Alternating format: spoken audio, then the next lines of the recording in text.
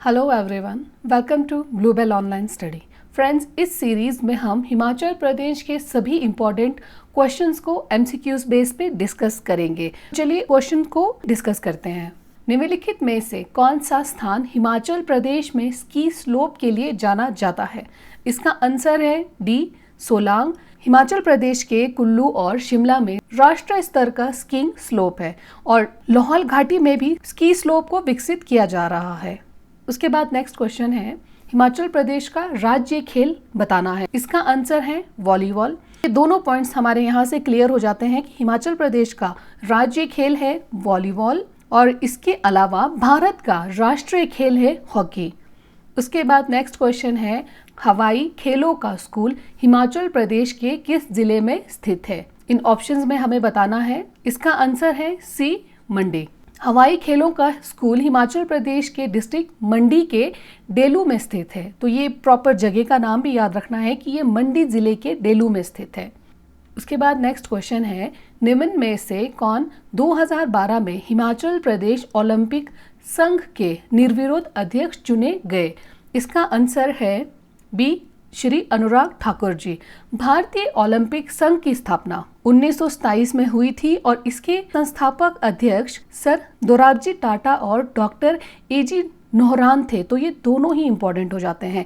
Olympic खेल पहली बार साल 1896 में ग्रीस की राजधानी एथेंस में आयोजित किया गया था और अंतर्राष्ट्रीय ओलंपिक समिति के वर्तमान अध्यक्ष है थॉमस वॉक। यहाँ से ये पॉइंट निकल कर आते हैं कि भारतीय ओलंपिक संघ की स्थापना 1927 ईस्वी को हुई थी और इसके संस्थापक और अध्यक्ष सर दोराबजी टाटा और डॉक्टर एजी नोहरान। इसके अलावा ओलंपिक खेल पहली बार साल 1896 में ग्रीस की राजधानी एथेंस में आयोजित किया गया था और अंतर्राष्ट्रीय ओलंपिक समिति के वर्तमान अध्यक्ष है थॉमस वॉक। फ्रेंड्स, आप सभी को पता होगा कि स्पोर्ट्स से रिलेटेड क्वेश्चन पूछे जाते हैं एग्जाम में, इसीलिए सभी पॉइंट्स को ध्यान रखना है। उसके बाद नेक्स्ट क्वेश्चन है, हिमाचल प्रदेश की कौन सी महिला खिलाड़ी 2014 के एशिया की स्वर्ण पदक विजेता कबड्डी टीम की सदस्य थी? इसका आंसर है बी, कविता ठाकुर। भारतीय कबड्डी टीम की डिफेंडर कविता ठाकुर हिमाचल प्रदेश के मनाली के पास जगतसुख गांव से ताल्लुक रखती हैं और वर्ष 2014 में एशियन गेम्स में भारत को गोल्ड मेडल दिलाने में 24 साल की कविता का बहुत बड़ा योगदान था। ध्यान रखना है कि कविता ठाकुर मनाली के पास जगतसुख गांव से ताल्लुक रखती है और भारतीय कबड्डी टीम की डिफेंडर है कविता ठाकुर और वर्ष 2014 में एशियन गेम्स में भारत को गोल्ड मेडल दिलाने में कविता ठाकुर का बहुत बड़ा योगदान रहा है। उसके बाद नेक्स्ट क्वेश्चन है, हिमाचल प्रदेश की कौन सी दो महिला खिलाड़ियों ने 2014 एशियाड खेलों में स्वर्ण पदक विजेता महिला कबड्डी टीम का प्रतिनिधित्व किया? इसका आंसर है डी, पूजा ठाकुर और कविता ठाकुर। हिमाचल प्रदेश की दो महिला खिलाड़ी पूजा ठाकुर और कविता ठाकुर ने 2014 में एशियाड खेलों में स्वर्ण पदक विजेता महिला कबड्डी टीम का प्रतिनिधित्व किया था। तो ये दोनों ही नाम बहुत इंपॉर्टेंट हो जाते हैं और कविता ठाकुर कहाँ की है? मनाली के जगतसुख से। के बाद नेक्स्ट क्वेश्चन है, हिमाचल प्रदेश के विजय कुमार को ओलंपिक खेलों में शूटिंग प्रतिस्पर्धा में कौन सा पदक प्राप्त हुआ? इसका आंसर है बी, रजत। विजय कुमार शर्मा, जिनका जन्म 19 अगस्त को हुआ था, यह एक भारतीय निशानेबाज है। उन्होंने 2012 के ग्रीष्मकालीन ओलंपिक में व्यक्तिगत 25 मीटर रैपिड फायर पिस्टल स्पर्धा में रजत पदक हासिल किया। विजय कुमार हिमाचल प्रदेश के हमीरपुर जिले के गांव का नाम भी याद रखना है, हमीरपुर जिले के वरसर गांव के रहने वाले हैं और इसके अलावा विजय कुमार शर्मा जी भारतीय सेना में सूबेदार मेजर है, जिन्हें बाद में कैप्टन रैंक में प्रमोट कर दिया गया। इसके अलावा ये पॉइंट भी बहुत इंपॉर्टेंट है, वे 25 मीटर रैपिड फायर पिस्टल में पदक जीतने वाले एकमात्र भारतीय हैं। तो ये सभी पॉइंट्स बहुत इंपॉर्टेंट हो जाते हैं फ्रेंड्स। हमें क्वेश्चन के साथ साथ उनके डिटेल्स को भी क्लियर करना है, जिसके साथ हमारा क्वेश्चन भी क्लियर हो रहा है और उनके डिटेल्स के साथ हमारे और भी कई तरह के क्वेश्चंस क्लियर हो रहे हैं। इसीलिए मैंने इनकी डिटेल्स को यहाँ पे ऐड किया है ताकि साथ साथ में हमारे एक क्वेश्चन के साथ काफ़ी क्वेश्चंस क्लियर हो जाए। तो यहीं से देख लीजिए, बहुत सारे क्वेश्चंस हमारे क्लियर हो जाते हैं। सबसे पहले, हिमाचल प्रदेश के विजय कुमार जी हमीरपुर जिले के वरसर गांव के रहने वाले हैं और विजय कुमार जी डोगरा रेजिमेंट में एट प्रेजेंट टाइम पे एक आर्म ऑफिसर है और उन्होंने 25 मीटर रैपिड फायर पिस्टल में पदक जीतने वाले वो एकमात्र भारतीय बन गए हैं। इनके बारे में कोई क्वेश्चन पूछा जाएगा तो इन्हीं में से क्वेश्चन पूछा जाएगा। उसके बाद नेक्स्ट है, हैंड ग्लाइडिंग के लिए प्रसिद्ध विलिंग घाटी किस तहसील में स्थित है? इसका आंसर है बी, बैजनाथ। बीड बिलिंग एक छोटा सा गांव है जो हिमाचल प्रदेश के पैराग्लाइडिंग के लिए प्रसिद्ध है। ये हैंड ग्लाइडिंग और पैराग्लाइडिंग दोनों के लिए जाना जाता है ये जगह। ये ध्यान रखना है, बीड बिलिंग में हैंड ग्लाइडिंग और पैराग्लाइडिंग दोनों के लिए ये जगह प्रसिद्ध है। उसके बाद नेक्स्ट क्वेश्चन है, इंदिरा गांधी खेल परिसर हिमाचल प्रदेश के किस जिले में स्थित है? इसका आंसर है सी, शिमला। इंदिरा गांधी खेल इंडोर स्टेडियम हिमाचल प्रदेश के शिमला जिले में स्थित है।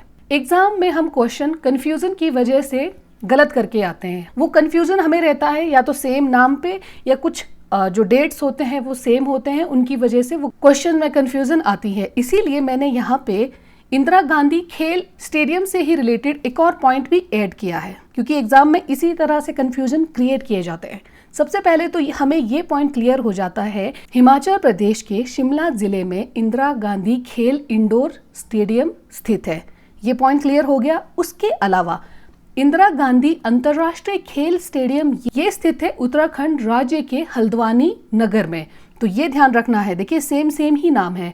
भारत की प्रथम महिला प्रधानमंत्री श्रीमती इंदिरा गांधी के नाम पर स्थापित इस स्टेडियम का निर्माण 2015 और 16 में 38वें राष्ट्रीय खेलों के आयोजन के लिए करवाया गया था। 2015 और 2016 में 25,000 लोगों की क्षमता वाले इस स्टेडियम का उद्घाटन 18 दिसंबर 2016 को उत्तराखंड के मुख्यमंत्री हरीश रावत ने किया था। हिमाचल प्रदेश में इंदिरा गांधी खेल इंडोर स्टेडियम स्थित है हिमाचल प्रदेश के शिमला में। क्लियर। और इसके अलावा इंदिरा गांधी अंतर्राष्ट्रीय खेल स्टेडियम ये स्थित है उत्तराखंड राज्य के हल्द्वानी नगर में।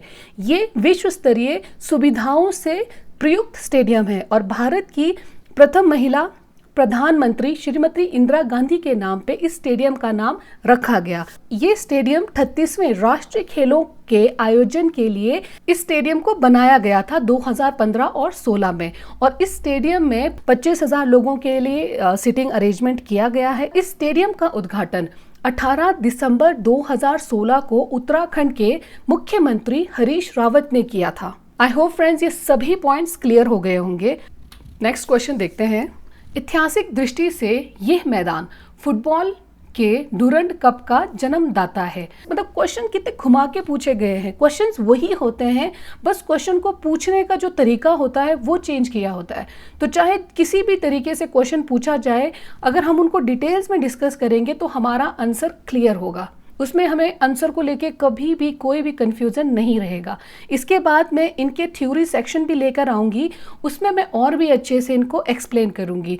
और एक और बात बताना चाहूँगी कि मैं MCQs बेस पे क्वेश्चंस ब्लूबेल ऑनलाइन स्टडी के वेबसाइट में डाल दूँगी। वहाँ से आप टेस्ट के माध्यम से अपना परफॉर्मेंस चेक कर सकते हो। उसका लिंक मैं वीडियो के लास्ट में डिस्क्रिप्शन बॉक्स में डाल दूंगी, तो वहां पे क्लिक करके आप डायरेक्ट ब्लूबेल ऑनलाइन स्टडी के पेज पे जा सकते हो।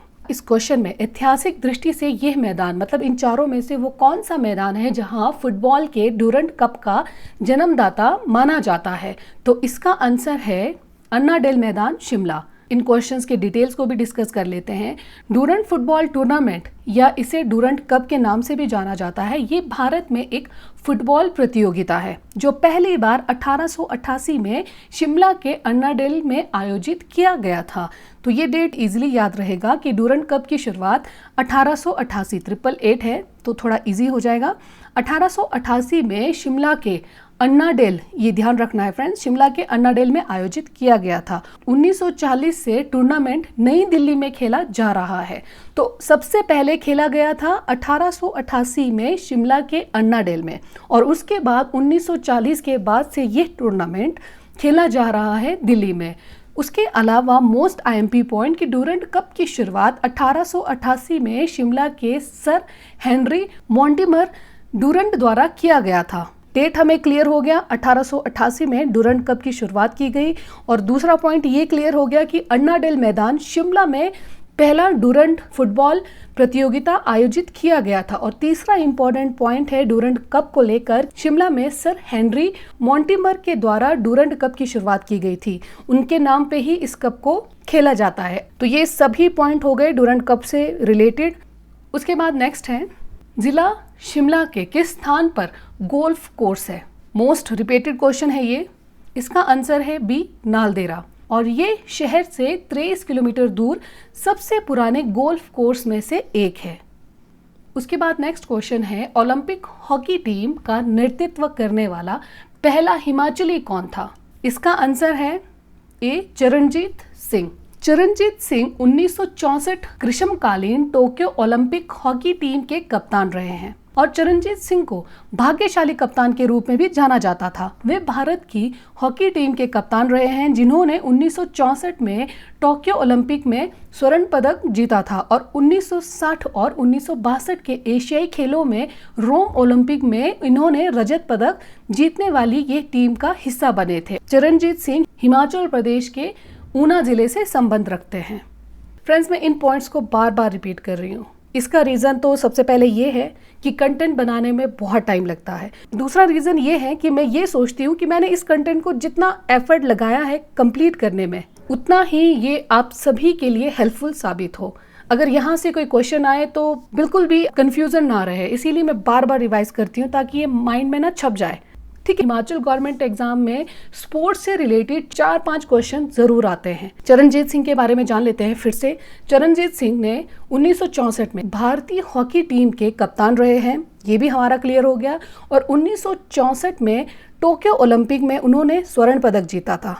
64 का क्लियर हो गया। और उसके बाद 1960 और 1962 ये 2 डेट भी बहुत इंपॉर्टेंट है। तो इस समय चरणजीत सिंह ने एशियाई खेलों में रोम ओलंपिक, ये बात चल रही है, रोम ओलंपिक में रजत पदक जब इन्होंने जीता था तो वो इस टीम के हिस्सा थे। चरणजीत सिंह हिमाचल प्रदेश के ऊना जिले से संबंध रखते हैं। उसके बाद नेक्स्ट क्वेश्चन है, हिमाचल प्रदेश के सरकारी सेवाओं में नौकरी पाने के लिए खिलाड़ियों को कितने प्रतिशत आरक्षण प्राप्त है? इसका आंसर है 3%। उसके बाद नेक्स्ट है, समरेश जंग किस खेल से संबंधित है? इसका आंसर है फ्रेंड्स सी, निशानेबाजी से। समरेश जंग के बारे में जान लेते हैं। समरेश जंग का जन्म 5 मई 1970 ईस्वी को हिमाचल प्रदेश के सिरमौर जिले में हुआ था और भारत के प्रसिद्ध निशानेबाज और शूटर के नाम से भी समरेश जंग जाने जाते हैं। इन्होंने 2006 में, डेट देखिए 2006 में मेलबर्न में होने वाले 18वें राष्ट्रीय मंडल खेलों में 5 स्वर्ण पदक, 2 रजत पदक तथा 1 कांस्य पदक जीतने वाले ये भारतीय निशानेबाज समरेश जंग को इन खेलों का सर्वश्रेष्ठ खिलाड़ी चुना गया था। बहुत सारे पॉइंट्स क्लियर हो जाते हैं हमारे डिटेल्स से। सबसे पहले, समरेश जंग हिमाचल प्रदेश के सिरमौर जिले के निवासी हैं। समरेश जंग को निशानेबाज या शूटर के नाम से भी जाना जाता है और 2006 में मेलबर्न में होने वाले 18वें राष्ट्रीय मंडल खेलों में समरेश जंग ने 5 स्वर्ण पदक, 2 रजत पदक तथा 1 कांस्य पदक जीतने वाले ये भारतीय निशानेबाज हैं। और इसके अलावा मेलबर्न में जो 18वें राष्ट्रीय खेलों में इन्हें सर्वश्रेष्ठ खिलाड़ी के रूप में भी चुना गया था। उसके बाद नेक्स्ट क्वेश्चन है, चरणजीत सिंह जो 1964 में भारतीय हॉकी टीम का कप्तान था, वो कहाँ के निवासी हैं? वैसे इस क्वेश्चन को हमने पीछे भी डिस्कस किया था। इसका आंसर है बी, ऊना। चरणजीत सिंह हिमाचल प्रदेश के ऊना के मेड़ी गांव से इनका संबंध है और इनका जन्म 3 फरवरी 1931 ईस्वी में ऊना में हुआ था। वे पूर्व भारतीय हॉकी खिलाड़ी और 1964 ग्रीष्मकालीन ओलंपिक हॉकी टीम के कप्तान रहे हैं और उनके नेतृत्व में भारतीय टीम ने 1964 में टोक्यो ओलंपिक में गोल्ड मेडल जीता था।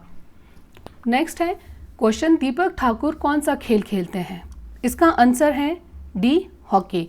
दीपक ठाकुर, जिनका पूरा नाम है दीपक ठाकुर सोनखला, ये दीपक ठाकुर के नाम से काफी फेमस है और भारतीय टीम के एक हॉकी फॉरवर्ड हैं। उन्हें 2004 में अर्जुन पुरस्कार से सम्मानित किया गया था। मोस्ट आईएमपी पॉइंट कि दीपक ठाकुर सोनखला को 2004 में अर्जुन पुरस्कार से सम्मानित किया गया था और उन्हें विश्व कप का शीर्ष स्कोरर के नाम से नामित किया गया।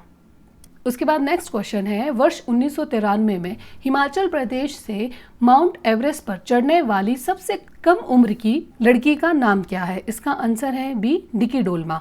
डिकी डोलमा जी का जन्म 5 अप्रैल 1974 को हिमाचल प्रदेश के कुल्लू जिले में हुआ था। 1993 में हिमाचल प्रदेश से माउंट एवरेस्ट पर चढ़ने वाली सबसे कम उम्र की बालिका डिकी डोलमा थी। वो सबसे कम उम्र में भारत नेपाल महिला एवरेस्ट के अंतर्गत माउंट एवरेस्ट पर फतेह हासिल कर पाई थी और भारत नेपाल महिला एवरेस्ट अभियान का नेतृत्व किया था बछेंद्री पाल ने। 1984 ईस्वी में भारत नेपाल महिला एवरेस्ट अभियान का नेतृत्व किया था बछेंद्री पाल ने और बछेंद्री पाल ने 1984 में ही माउंट एवरेस्ट का शिखर सम्मेलन करने वाली वो पहली भारतीय महिला थी। डिकी डोलमा कीयर भी है जिन्होंने वर्ष 1989 में अखिल भारतीय ओपन ओली महोत्सव और एशियाई शीतकालीन खेलों सहित कई खेल प्रतियोगिताओं में भाग लिया था।